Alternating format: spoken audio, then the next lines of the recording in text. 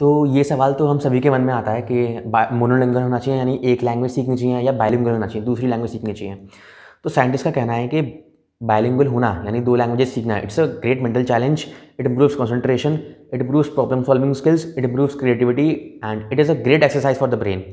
And इसकी discovery हुई थी एक चीज़ की रिसेंटली कि bilingualism delays the onset of dementia. जो लोग बाइलिंगुअल होते हैं उनमें डिमेंशिया लेट आता है, लगभग अप्रॉक्सीमेटली 4.5 ईयर्स से।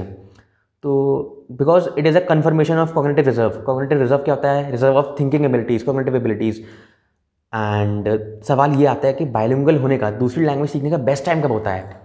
तो जब हम छोटे होते हैं, जब हम बच्चे होते हैं, तब हमारे ब्रेन में न्यूरल कनेक्शंस बनते हैं। एंड जो मिडिल एज की तरफ हम मूव करते हैं तो न्यूरल कनेक्शंस बन चुके होते हैं। तो अगर हम मिडिल एज में बाइलिंगुअल होंगे तो उन कनेक्शन को मॉडिफाई करना पड़ेगा। अगर हम अर्ली एज में बाइलिंगुअल होंगे तो नई न्यूरल कनेक्शंस बनेंगी ही ऐसे बाइलिंगुअल फॉर्मेट में।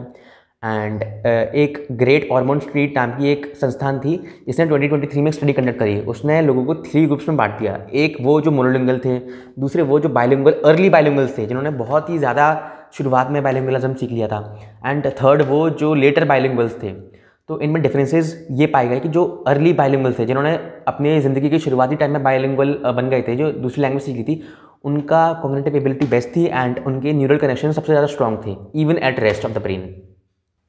अगर बात करी जाए बिहेवियरल इफेक्ट्स की, तो बाइलिंगुअल लोगों में डिफरेंट पॉइंट्स ऑफ व्यू होते हैं एंड वो चीज़ों को अलग पर्सपेक्टिव से जल्दी समझ पाते हैं।